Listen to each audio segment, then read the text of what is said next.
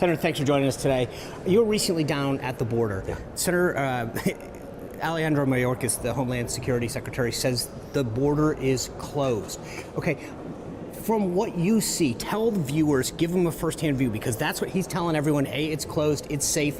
What did you see? What do you want people to know? Well, what he's saying is a flat-out lie. Last weekend, I brought 7 senators down to the border. I've been to the border many, many times. It's the worst I've ever seen. It is utter chaos. We have open borders.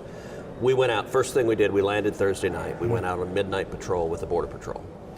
You don't have to go and hunt for people crossing illegally. Within minutes, you encounter group after group after group. It is a steady stream of humanity. First group we encountered was 3 teenagers, 16 and 17 years old, traveling alone. The next group we encountered was about a dozen people, mostly women and children. There were 2 little girls in that group who were both 7 years old. They were both unaccompanied minors. They didn't have a parent, they didn't have a family member. They weren't sisters, they were just with a larger group. They had been brought over by violent drug cartels. When we were visiting with those 2 little girls, the Border Patrol showed us a patch of grass about 100 yards from where we were standing, where a couple of weeks earlier they had found 2 little girls aged 5 and 6 who had been violently raped by the drug cartels. They had to provide medical care because these girls were in really bad shape. This is happening, Sean, every minute of every hour of every day. But this is what I don't get.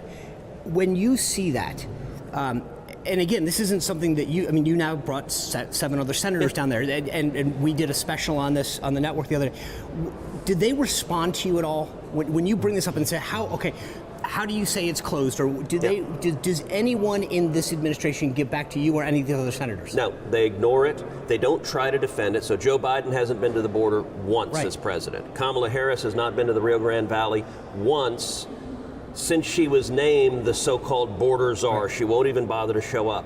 Democrat senators, almost none of them have been to the border to see this chaos. Here's what I don't get.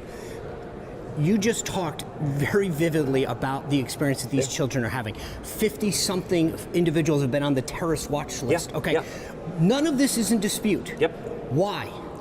Why? If all of this is in plain sight, I cannot get my head wrapped around. If you care about children, if you care about the security of this country, what could possibly be your motive? Because they don't give a damn. The Democrats. You think it's that simple? I think they put politics above everything else. And on immigration, they've handed the agenda over to the radicals who embrace an open border. Right now, what Mayorkas is trying to do is make the process of open borders more efficient. So he actually tracks efficiency, but here's what efficiency is. From the moment you apprehend someone, how quickly do you release him? Let's shrink the time so we can let him go even faster. And this is designed, look, in the last week, we've seen the mayor of New York City and the mayor of Washington, D.C. say, we're being drowned in illegal aliens, help us, we need help. You know what, if bright blue Democrat cities can't handle it, what do you think it's like in South Texas and Laredo and McAllen and Eagle Pass and Del Rio? That's why, and I've said this multiple times, I think South Texas, which has been Democrat for 100 years, is turning red in November.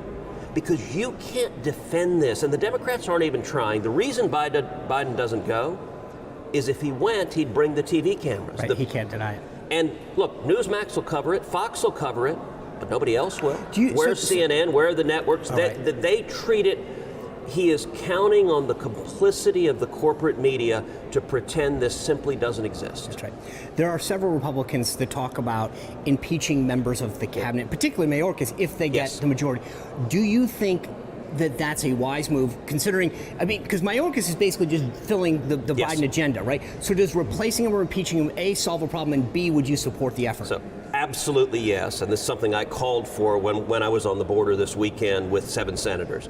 I think Republicans are going to take the House in November, and I think we have a good chance of taking the Senate. It's not as certain that we take the Senate as it is the House.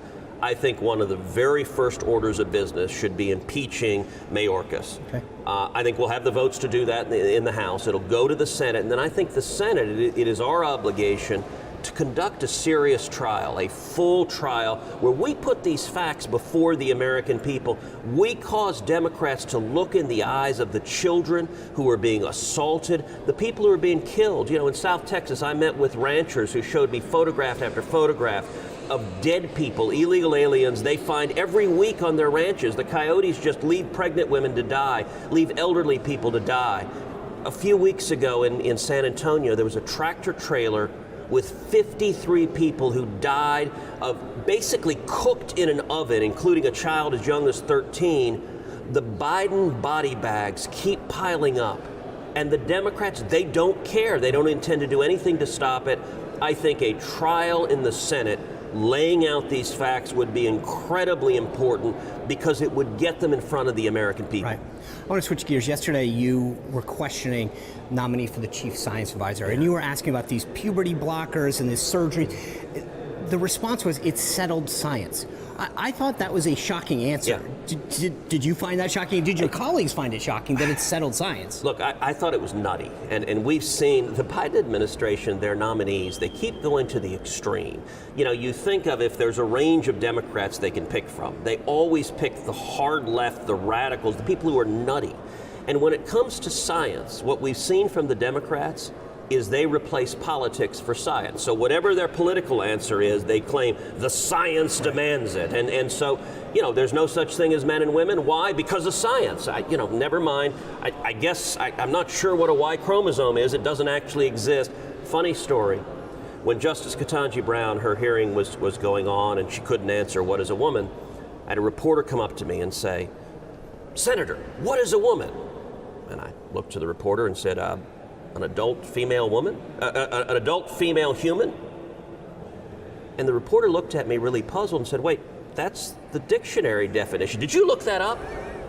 And I said, "No, I just speak English." Right. I'm human. And if you would like a secondary definition, I can give you one, a Homo sapien with 2 X chromosomes. Choose either one of those both work. And the reporter was befuddled. So yesterday, this nominee, I asked about, do you believe there's such a thing as settled science, a time when scientists are no longer allowed to question or doubt anything? And to her credit, she said no, scientists should always question. So the first answer, I was like, all right, good, we agree in theory.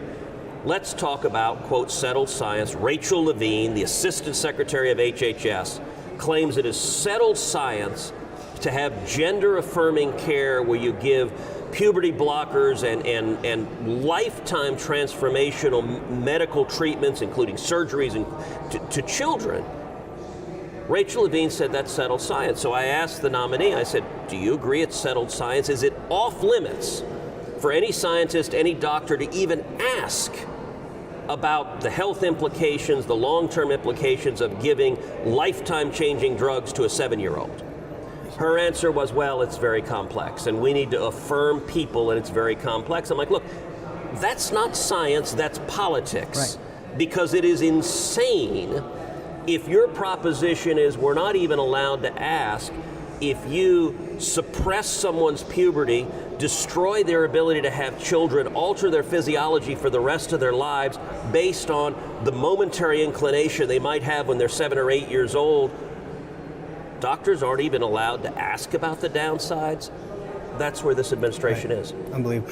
I do want to get your take on this. There's a trip that Nancy Pelosi had scheduled to Taiwan. Mm-hmm. The White House apparently was very concerned about it. She announced today, due to security reasons, she's canceling it.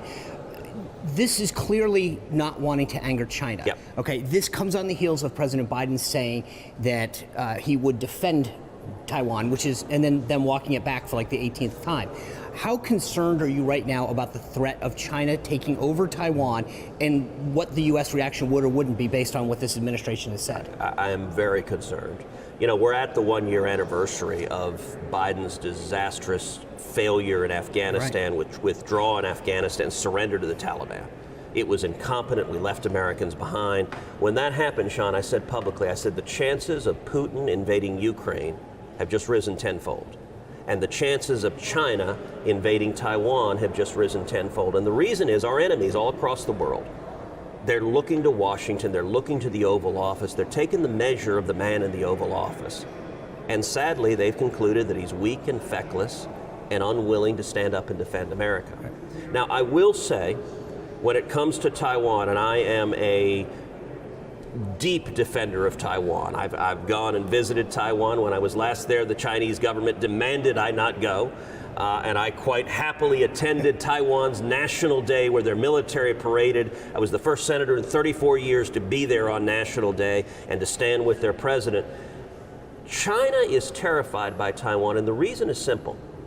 The people of Taiwan, they're ethnically Chinese. The people are the same as the people in mainland China. What's different is the system of government and the economic system. The people in Taiwan have democracy. The people in Taiwan have free enterprise. They have freedom. And the people in Taiwan live in incredible prosperity compared to the poverty that hundreds of millions of people languish in China, not to mention the tyranny, the suffering. I met this morning with practitioners of Falun Gong. Between 70 and 100 million people that China persecutes and subjects to organ harvesting. I talked with a woman this morning whose father was cut open from his chin to his belly button, and they harvested all of his organs and killed him. And they are doing this over and over and over again as a matter of policy. China is an evil, totalitarian country of communist dictators, liars, and murderers. And Taiwan stands as this beacon of freedom. And what terrifies Xi and the dictators in China is that the Chinese people will look across the Taiwan Strait and say, wait a second, they're ethnic Chinese just like us. Why do they have such a better standard of living? Why do their kids have better lives? Why do they have freedoms? Why can they speak out? Why can they worship? Why can they live? And the Chinese government is terrified their own people will throw them out. I think Biden's weakness is only encouraging our enemies. Did Pelosi make the right decision? No, of course not. But you could pretty much ask me that on any day, on any issue, and the answer would be the same. Senator Ted Cruz, thanks for sharing your time with us. Appreciate it. The only decision Nancy ever made that was the right decision was to drive instead of her husband. All right, we'll leave it there. Senator Ted Cruz, thank you. More Spice for Company coming right